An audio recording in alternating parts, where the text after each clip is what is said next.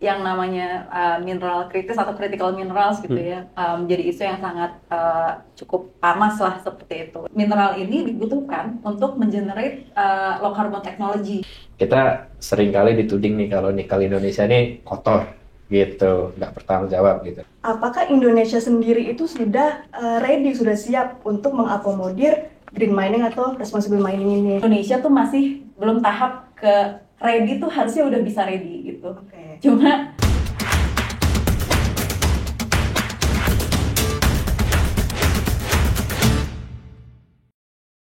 Halo, perkenalkan teman-teman, nama saya Kalisha. Ya, saya Aldo. Selamat datang di Energy Bar Podcast by Sesna. Kira-kira udah lama banget nih ya Sesna nih nggak ngeluarin Energy Bar Podcast.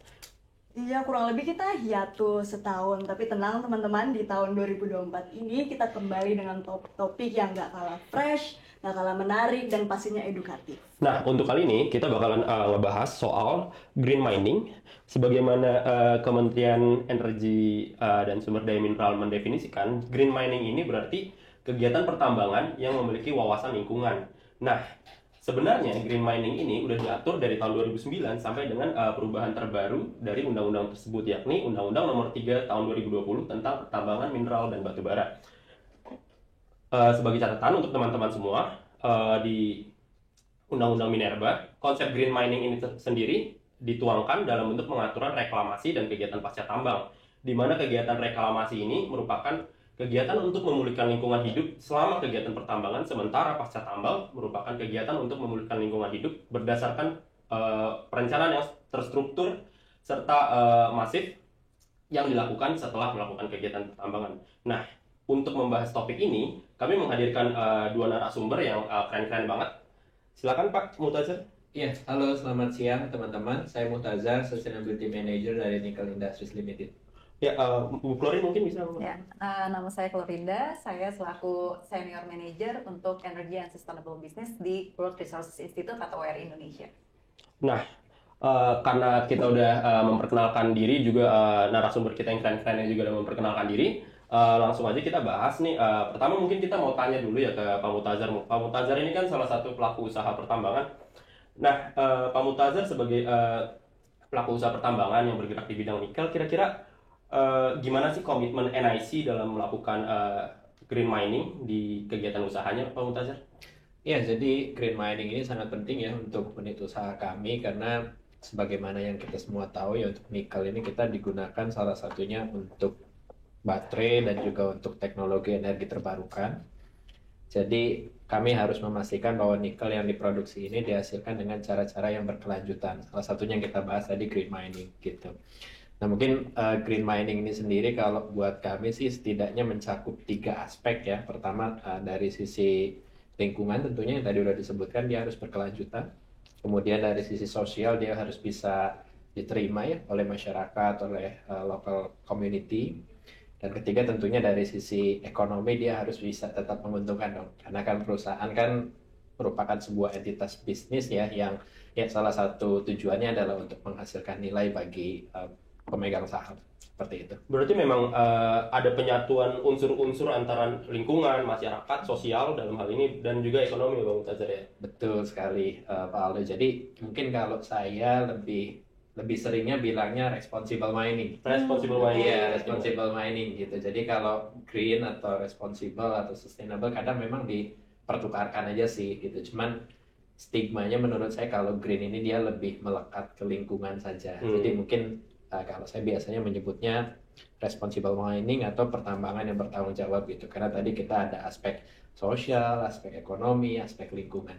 Wah, menarik banget ya Pak. Tapi buat mengedepankan values yang seperti itu nih Pak Mutazar, kira-kira apa sih tantangan bagi NIC sendiri dalam mengimplementasikan values tersebut? Ya, kalau kita bicara tantangan tentunya banyak ya gitu, tapi mungkin dalam kesempatan ini saya cuma highlight beberapa hal saja gitu teman-teman. Dan NIC sendiri mungkin sebagai gambaran ya, kita merupakan perusahaan Australia, meskipun seluruh asetnya sekarang berada di Indonesia gitu. Jadi kita juga harus memenuhi ketentuan di Australia, di bursa saham Australia seperti itu, dan ya kadang ada sedikit perbedaan gitu dengan peraturan yang ada di Indonesia. Tapi tadi kembali lagi ke pertanyaannya, tantangannya apa? Mungkin kalau dari kami ya, tantangannya juga di sini bisa pertama mungkin dari sisi market competitiveness juga ya gitu teman-teman. Jadi ya kita juga transparan ya gitu. Kalau di Indonesia ini kan boleh dikatakan mungkin untuk penerapan unsur-unsur orang bilangnya ESG ya, atau lingkungan sosial tata kelola ini mungkin ya belum belum seketat di negara-negara maju lah, seperti itu dari sisi penerapan dan juga standarnya gitu. Nah akibatnya adalah ya di sekitar area operasional kami juga masih banyak mungkin perusahaan tambang yang masih perlu berbenah, perlu meningkatkan kinerja sosial, kinerja lingkungannya gitu. Dan tapi pada saat yang sama kita juga menghadapi istilahnya persaingan nih gitu dari sisi biaya. Nah, jadi kan ketika kita bicara tambang yang berkelanjutan, tadi saya sudah singgung di awal, kita juga bicara bahwa ya dari sisi bisnis tetap harus profitable ya atau menguntungkan gitu. Jadi kami harus mengatur sedemikian rupa agar investasi kami di dalam pengelolaan lingkungan, dalam program pengembangan masyarakat gitu, itu juga tidak istilahnya memberikan beban berlebih terhadap biaya operasional kami. Karena kami masih bersaing dengan mohon maaf mungkin teman-teman di sekitar perusahaan tambang, maksud saya perusahaan tambang di sekitar kami yang mungkin belum memiliki standar yang sama gitu. Menjaga competitiveness-nya itu ya. Betul. Jadi kita mencoba untuk menghasilkan nikel ya atau metal secara bertanggung jawab tadi ya. Tapi di sisi lain juga kita mencoba untuk menjaga supaya perusahaan kami ini tetap kompetitif di pasar nikel. Betul, gitu. ya. Jadi itu ya itulah kita coba mencari titik keseimbangan itu, dan ya sejauh ini kami rasa kami sudah melakukannya cukup baik gitu. Nice banget nih Pak Mutazar nih. Mungkin kalau dari Bu Florin sendiri, kira-kira apa sih tanggapan dari WRI sendiri terkait dengan isu-isu pertambangan yang ada, mungkin dari ketersediaan mineral atau mungkin ada isu lain yang sedang dicoba untuk di-encourage mungkin? Ya, kalau misalnya dari isu pertambangan kan sekarang itu yang namanya mineral kritis atau critical minerals gitu ya, jadi isu yang sangat cukup panas lah seperti itu. Dan memang ketersediaan nikel sebagai Indonesia sebagai produsen nikel terbesar di dunia kayak gitu. Jadi bagaimana sebenarnya Indonesia itu bisa membuat industri nikel itu menjadi kompetitif gitu. Karena kita paham bahwa memang mineral ini dibutuhkan untuk mengenerate low carbon technology gitu, yang memang dibutuhkan untuk ujung-ujungnya kita menurunkan emisi seperti itu, pakai baterai contohnya gitu. Nah, tapi bagaimana memang si mineral ini dihasilkan secara yang tadi Pak Mutazar bilang responsible gitu. Jadi saya setuju dengan tadi terms responsible mining gitu. Jadi daripada green mining yang terlalu lingkungan, responsible itu elemennya jauh lebih luas gitu. Lebih komprehensif ya. Betul. Nah, beberapa isu yang sebenarnya kita mau lihat gitu ya kalau di WR itu sendiri tentang critical mining Indonesia, critical minerals Indonesia adalah pertama dari segi supply chain-nya itu sendiri gitu ya. Jadi apakah Indonesia itu mempunyai ketahanan terhadap si produksi critical mineralsnya itu sendiri gitu ya, critical mineralsnya diproduksi seperti apa dan digunakannya seperti apa gitu, dan seberapa besar kita akan bergantung terhadap si critical mineralsnya ini kayak gitu.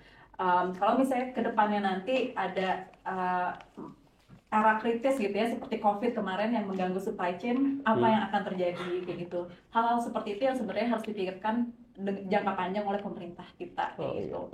Kemudian yang kedua dari segi tadi competitiveness di industri yang trennya sekarang marketnya itu semakin keberlanjutan, semakin hijau kayak gitu. Market-market seperti negara maju di EU, di Amerika kayak gitu.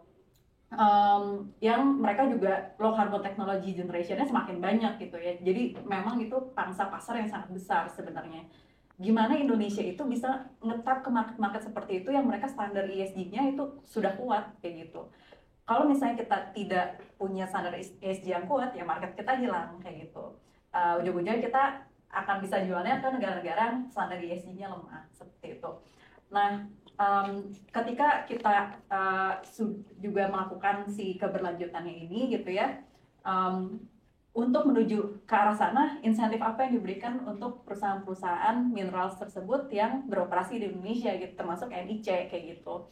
Gimana caranya pemerintah mendorong supaya perusahaan-perusahaan ini semuanya melakukan kegiatan-kegiatan yang lebih praktis, yang lebih berkelanjutan kayak gitu. Karena memang ketika kita mau transisi ya, karena Indonesia masanya masa transisi sebenarnya sekarang, itu butuh cost emang gitu. Ada cost untuk transisi itu. Nah, siapa yang menanggungnya gitu. Nah, ini harus dipikirkan sebenarnya gitu. Roadmap-nya seperti apa ketika si industri mineralnya ini mau transisi gitu. Cost-nya berapa, siapa yang menanggung cost-nya, insentif apa yang diberikan, kayak gitu. Nah, ini supaya pada akhirnya kita punya keadilan gitu ya terhadap perusahaan-perusahaan mineral yang memang mau going green kayak gitu, yang going responsible kayak gitu sih. Oh, berarti untuk memacu ini bukan tanggung jawab pelaku usaha aja menurut Mbak Florin, tapi juga pemerintah juga harus campur tangan ya dalam hal ini, seperti contohnya memberikan insentif dan juga memberikan fasilitas yang menunjang pengusaha tuh untuk masuk ke pasar green mining gitu ya, green investment ini ya. Betul, karena selama ini mungkin yang saya lihat gitu ya trennya ketika kita ngomongin transisi nggak cuma di industri pertambangan gitu, tapi di industri-industri yang lainnya juga gitu ya.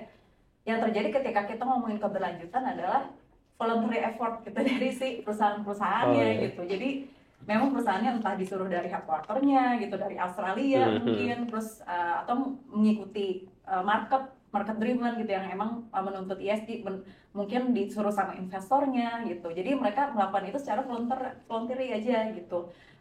Sedangkan pemerintah tidak menerapkan kayak kewajiban dan insentif yang mengikuti kayak gitu sih. Itu yang sekarang terjadi gitu sih. Oke. Kan kita udah membahas insentif dari pemerintah dan juga dari perusahaan tambang seperti NIC ya, Bu Klorinda. Nah, kita jadi pengen tahu nih, menurut Bu Klorinda atau menurut WRI gitu, apakah Indonesia sendiri itu sudah ready, sudah siap untuk mengakomodir green mining atau responsible mining ini? Karena seperti yang tadi kita sudah bahas ya, transisi ini kan pasti tidak mudah begitu. Kalau yang saya lihat gitu ya, dan dengar juga gitu ya dari teman-teman di lapangan gitu, karena kan banyak juga teman-teman dari civil society organization yang atau CSO yang memang memantau di lapangan gitu. Nah ini praktiknya seperti yang tadi Pak Mutazar bilang gitu ya, kayak tidak rata gitu. Ada perusahaan yang mungkin sudah lebih responsibel gitu, ada perusahaan yang belum responsibel kayak gitu. Jadi mungkin dari segi izinnya masih belum jelas kayak gitu. Terus mungkin dari segi social responsibility-nya juga masyarakatnya tidak ada mekanisme yang jelas gitu ya untuk men-treat si indigenous people-nya, local communities-nya kayak gitu. Jadi memang praktisnya itu masih tidak merata gitu. Jadi saya bisa bilang gitu ya, dan saya bisa bilang Indonesia tuh masih belum tahap ke ready tuh, harusnya udah bisa ready gitu. Cuma belum mengimplementasikan kayak gitu. Jadi harus disupport sama beberapa pilar kebijakan yang lebih detail lagi turunannya kayak gitu untuk mengawal si responsible mining ini. Ya memang mungkin kalau berbicara voluntarily action ya nggak bisa bergantung sama semua pelaku usaha secara merata juga kali ya Bu Klorinda ya. Mungkin memang ya di sini pemerintah harus hadir sekali lagi ya. Cuman menariknya dari pernyataannya Bu Klorinda karena belum ada kebijakan-kebijakan tertentu dari pemerintah. Cuman saya mau nanya nih sama Pak Mutazar nih, sebagai pelaku industri tambang, khususnya nikel, kira-kira ada nggak sih dorongan-dorongan dari pihak pemerintah untuk misalnya nih mengintegrasikan penggunaan energi terbarukan dalam kegiatan usaha pertambangan? Ya, kalau dalam pandangan hemat saya sudah ada ya beberapa usaha dari pemerintah gitu, baik dari sisi peraturan ya, insentif, misalkan kita didorong untuk menggunakan biofuels ya gitu, yang dia bisa dapat harga yang lebih kompetitif, maupun juga mungkin dari program ini ya, apresiasi atau rating yang mungkin semacam proper seperti itu. Jadi memang banyak sekali nih lembaga-lembaga rating beredar ya gitu di pasaran. Cuma mungkin kalau yang resmi di Indonesia nih ada dari Kementerian Lingkungan Hidup dan Kehutanan gitu. Dan di sini juga kita bisa lihat nih untuk nikel sendiri baru beberapa perusahaan yang bisa dapat proper hijau tahun lalu gitu. Jadi salah satunya perusahaan salah satu anak perusahaan kami PT Heng Jaya Mineralindo itu udah dapat proper hijau 2 tahun berturut-turut, dan tahun 2022 cuma dua perusahaan. Yang 2023 ini saya belum tahu karena daftar lengkapnya belum dikeluarin dari KLHK, tapi cuman sedikit gitu, dan kami dapat penilaian yang tertinggi untuk sektor nikel dari skor total proper gitu. Nah, tadi mungkin di sini juga saya mau sedikit garis bawahi juga gitu. Kalau kita lihat dari pemberitaan media gitu, terutama pemberitaan media luar lah gitu, media asing. Kita seringkali dituding nih kalau nikel Indonesia ini kotor gitu, nggak bertanggung jawab gitu. Nah, mungkin tadi saya juga sepakat ya dengan apa yang disampaikan Bu Klorinda juga, kalau sebenarnya nggak bisa dipukul rata sih. Jadi ada beberapa perusahaan, beberapa proyek yang sebetulnya standar ESG-nya udah cukup maju gitu. Tapi memang banyak juga yang masih berkembang gitu, masih perlu perbaikan gitu. Jadi yang ingin saya sampaikan adalah nikel Indonesia juga banyak loh yang udah dihasilkan dengan cara-cara yang bertanggung jawab, dan mungkin itu juga yang perlu kita sampaikan gitu, sehingga nanti bisa membuat semacam ini ya, reward juga buat perusahaan yang mereka mencoba untuk memproduksi nikel, memproduksi metal secara bertanggung jawab gitu. Karena tadi kalau pada akhirnya kita misalkan nggak bisa menciptakan market yang baru atau nggak bisa menarik investor yang lebih gitu, mungkin pada akhirnya kan komitmen itu sendiri juga akan melunak gitu dari pimpinan perusahaan. Tapi kalau misalkan kita sama-sama bisa menciptakan industri nikel atau industri critical minerals yang lebih bertanggung jawab dan ya merubah citra Indonesia, saya pikir pada akhirnya akan lebih banyak sih market opportunities untuk perusahaan-perusahaan mineral di Indonesia ini untuk berkembang. Ya, berarti memang kadang-kadang hambatannya juga ada di citra juga ya Pak Mutazar ya, citra bahwa kegiatan usaha pertambangan nikel ini kotor dan lain-lain, dan semoga mudah-mudahan dengan apa ya komitmen Henja ya Mineralindo ataupun juga NIC dalam mengintegrasikan energi hijau, mudah-mudahan itu kepromot tuh keluar ya. Jadi iya, jadi banyak pelaku usaha lain yang ikut serta juga untuk mengupayakan hal tersebut. Cuman ini aku mau nanya nih sama Bu Klorinda nih, kira-kira apa sih isu-isu terkait lingkungan atau mungkin yang nyerempet langsung dengan praktik pertambangan yang saat ini sedang diupayakan oleh WRI untuk di-push atau supaya orang tuh lebih nge-embrace aja gitu? Kalau mungkin salah satunya karena di WRI juga kita lagi banyak fokus riset terkait critical minerals gitu ya. Salah satunya di nikel juga. Mungkin tadi meng-highlight bagaimana industri critical minerals ini bisa dekarbonisasi gitu, bisa terus serta dalam penurunan emisi dan target iklimnya Indonesia kayak gitu. Ketika kita bilang green nickel gitu ya, ini mungkin kalau di NIC entah udah ada roadmapnya kayak standarnya, indikatornya apa gitu ya green nickel itu. Cuma kita perlu lihat gitu ya, ketika industri mineral itu mau dekarbonisasi, pathway-nya seperti apa sih? Apa aja yang harus didekarbonisasi gitu. Jadi harus jelas gitu ya sebenarnya emisi dari industri tersebut keluarnya dari mana gitu ya, banyaknya di-generate dari mana. Ketika sudah tahu emisinya berapa banyak, keluarnya dari mana, target penurunan emisinya seperti apa, kayak itu. Kemudian cara atau strategi untuk mencapai target emisinya seperti apa gitu, pathway untuk dekarbonisasinya gitu. Jadi kalau misalnya lihat proses si industri nikel itu sendiri, bagian mana sih yang bisa pakai energi terbarukan, misalnya bisa pakai solar panel gitu, bagian mana yang mungkin lebih banyak ternyata nggak pakai listrik gitu, pakainya heat gitu, jadinya pakai biofuel, biomass atau yang lainnya gitu ya. Di sini climate solutions-nya baru masuk gitu ya, teknologinya tersebut bisa juga sampai mengefisiensikan si prosesnya seperti apa sampai seefisien mungkin kayak gitu. Dan itu pasti banyak gitu ya, tiap industri akan beda gitu formulanya gitu, formula untuk dekarbonisasinya kayak gitu. Ketika satu perusahaan itu sudah punya si strateginya tersebut gitu ya, baru nanti kan perusahaan tersebut akan mendisclose progresnya seperti apa gitu, bisa pakai sustainability report kayak gitu contohnya gitu, yang paling umum lah gitu, tapi tentunya dengan guideline sustainability report gitu seperti GRI, TCFD kayak gitu tuh macam-macam lah gitu, yang nanti ujung-ujungnya tadi kata Pak Mutazar bisa masuk rating kayak gitu. Kalau di Indonesia ada yang proper gitu ya. Kalau misalnya rating yang global, acknowledge di global itu ada macam-macam lah gitu. Ada bisa CDP, pakai Sustainalytics gitu, macam-macam lah kayak gitu.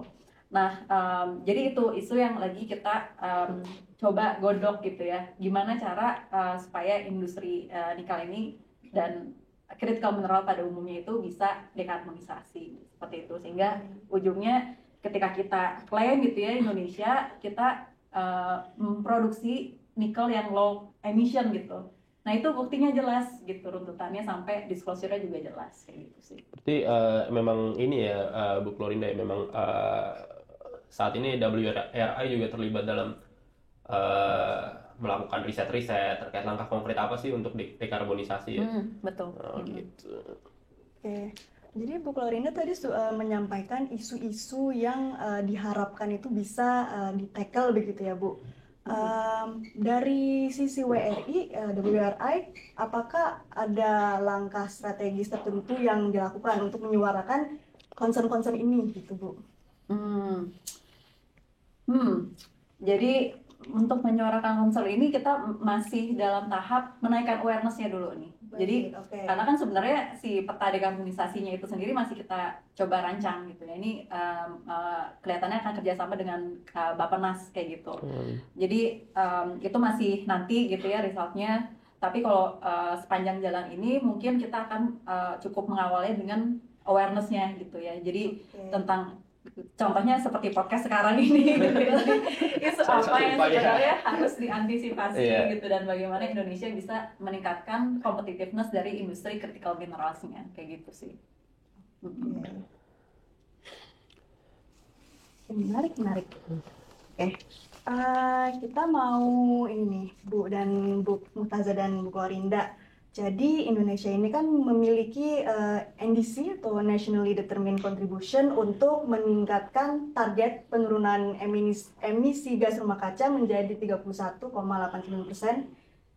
untuk tahun 2030 begitu. Ini sih menurut saya target yang lumayan ambisius ya Bu dan Bapak Mumtazah.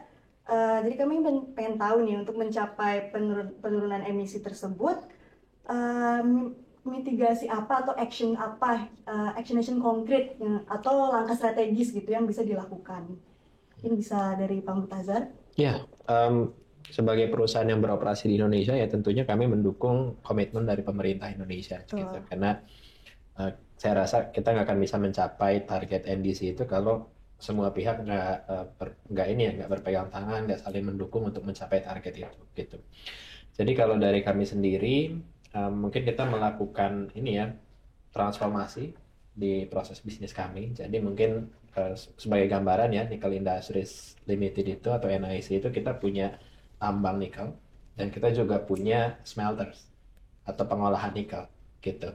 Nah mungkin berbicara mengenai smelters dulu ya, teknologi yang selama ini kami pakai itu namanya RKEF atau Rotary Kiln Electric Furnace gitu. Nah dia itu teknologinya ya Pak? Iya, itu teknologinya. Jadi RKEF ini dia memanfaatkan proses thermal. Jadi tadi ya electric furnace gitu, dia kan pakai listrik dan dia dibuat memanaskan tungku lah gitu. Nah di sini kita menggunakan banyak sekali energi kita atau energi intensif gitu. Nah di sini kemudian untuk investment yang mendatang ini kami mencoba beralih ke teknologi HPAL, gitu, high pressure acid leachate. Jadi nanti di sini prosesnya lebih kimia ya, lebih chemical process. Dan di sini dari penggunaan ininya ya, intensitas energinya jauh lebih rendah gitu. Jadi mungkin sebagai gambaran ya, rata-rata kalau untuk RKEF tadi untuk menghasilkan 1 ton nikel itu kita butuh sekitar kita akan mengeluarkan 50 ton karbon dioksida. Tapi kalau melalui HPAL ini mungkin bisa 8 sampai 10 ton karbon dioksida aja per ton nikel. Jadi jauh lebih efisien. Dan yang kedua juga tentunya melalui penggunaan energi terbarukan di operasional kami. Jadi kami senang sekali ya dari 2022 udah bisa bekerja sama dengan Sesna untuk solar project kami gitu, dan kami mencoba untuk pertama kita melakukan pilot project dulu di tambang kami di Hengjaya Mineralindo untuk skala kecil. Jadi kita mau belajar dulu ya, karena buat kami ini merupakan hal yang baru. Kami mau tahu strengths-nya apa, weaknesses-nya apa gitu. Jadi kita bisa belajar karena kadang ya solar system ini very unique gitu. Kita bicara kalau pengembangannya di Jawa sama di Sulawesi mungkin beda karena posisi dari ekuatornya juga kan beda gitu, curah hujan dan lain-lain juga beda. Jadi kita pengen tahu dulu dan kita udah mulai dari 2022 di tambang kami. Dan kemudian alhamdulillah kita di Oktober 2023 ya, mungkin sekitar 1,5 tahun setelah berjalan yang di skala kecil di tambang kami itu, kita sudah menyetujui bersama dengan Sesna untuk membangun solar farm yang terbesar di Indonesia dengan kapasitas 200 megawatt peak gitu. Tentu sekarang kita masih berproses ya gitu, karena ini nggak semudah membalikan tangan, tapi kami percaya dengan menambah kuantitas atau proporsi energi terbarukan di proses kami itu juga pada akhirnya bisa membantu kita untuk melakukan dekarbonisasi operasional kami gitu. Nah, tadi saya sempat singgung sedikit di awal ya, nikel ini kan kita sekarang yang lagi rising demand-nya itu kan datang dari EVs, dari renewable energy technologies gitu, yang basically orang-orang yang menggunakan itu mereka punya kesadaran lingkungan lah dan kesadaran sosial juga gitu. Jadi kita nggak mungkin dong nikelnya sendiri diproduksi dengan energi intensif, dengan carbon footprint yang tinggi gitu. Nah, kita mencoba untuk mengatasi itu, dan ya pada akhirnya nanti kita berharap sih nikel yang kami hasilkan itu bisa dibuat atau diproduksi dengan intensitas karbon yang serendah mungkin gitu. Jadi kami mungkin secara long term juga udah menyampaikan ya net zero komitmen kami untuk dicapai di tahun 2050, dan tahun 2035 kita pengen mengurangi setengah intensitas emisi karbon kami gitu. Nah, untuk roadmap-nya sendiri kami masih dalam tahap pengembangan, tapi insya Allah akan siap di tahun ini. Kira-kira kalau dari sudut pandang WRI sendiri, gimana sih terkait langkah konkret yang seharusnya sudah mulai dilakukan untuk dekarbonisasi yang cukup ambisius di tahun 2030? Kita jangan lupa targetnya ada dua sebenarnya, yang NDC, Advanced NDC sama Net Zero tadi.